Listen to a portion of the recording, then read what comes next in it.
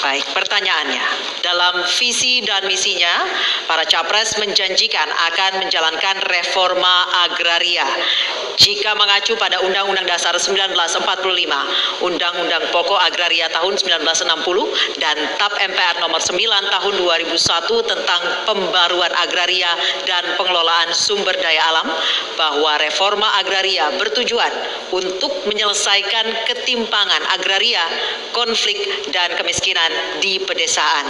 Pertanyaannya, bagaimana komitmen dan strategi Bapak menjalankan reforma agraria yang sesuai dengan tujuan-tujuan tersebut? Waktunya 2 menit dimulai ketika Bapak berbicara. Silakan. Dalam 2 tahun ini kita telah membagikan konsesi-konsesi lewat perhutanan sosial, baik itu untuk masyarakat adat, untuk hak ulayat, untuk petani, untuk nelayan.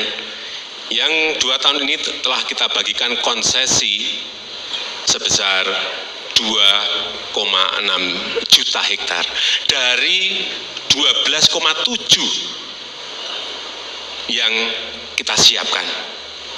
Kita juga mendampingi mereka agar tanah-tanah yang sudah kita berikan ini menjadi produktif. Ada yang mereka tanami kopi, ada yang mereka tanami buah-buahan, ada yang mereka tanami jagung, banyak.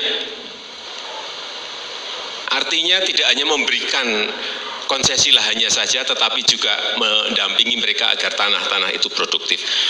Dalam 2 tahun ini kita juga telah membagikan sertifikat. 2017 telah kita bagikan 5 juta sertifikat kepada rakyat di bawah. 2018 telah kita bagikan lebih dari 7 juta sertifikat. Untuk apa ini sebetulnya? Agar mereka memiliki hak hukum atas tanah yang mereka miliki. Hak hukumnya jelas, yaitu lewat sertifikat tadi. Dan dengan sertifikat ini mereka bisa gunakan untuk jaminan, untuk agunan, mengakses permodalan ke bank. Sisi ekonomi, sisi hak hukumnya ada, sisi akses ke sektor keuangan juga mereka memiliki. Inilah pentingnya redistribusi aset reforma agraria yang ini akan terus kita kerjakan. Target kita seperti tadi yang sudah saya sampaikan, 12,7 ini harus terdistribusi pada masyarakat. Sudah habis, bukan Bapak. Untuk yang gede-gede. Baik, bukan untuk yang gede-gede. Sudah habis, Bapak. Terima kasih. Selanjutnya Capres 02, kami persilakan untuk menanggapi. Bapak, waktu Bapak 1 menit dimulai ketika berbicara. Silakan. Kami punya pandangan strategis yang berbeda. Yang dilakukan Bapak Joko Widodo dan pemerintahnya menarik dan populer untuk 1-2 generasi.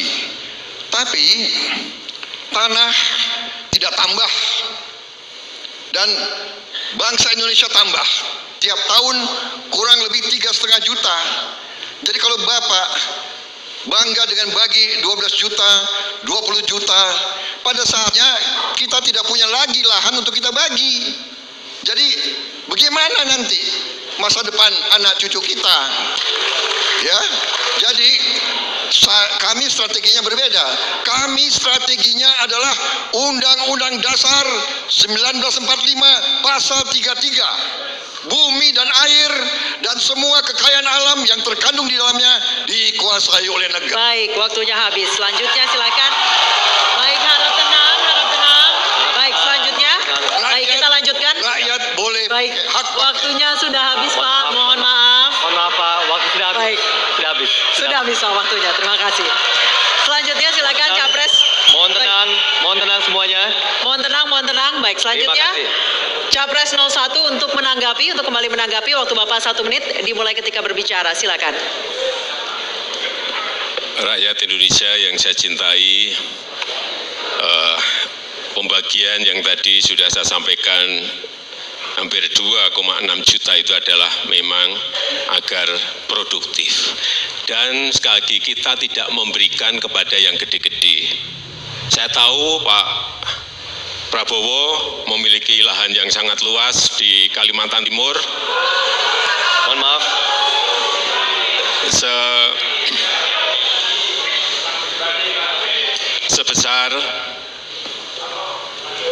Sebesar 220.000 hektar. Juga di Aceh Tengah 120.000 hektar. Saya hanya ingin menyampaikan bahwa pembagian seperti ini tidak dilakukan masa pemerintahan saya. Baik, masih ada waktunya, Pak. Baik, waktunya habis.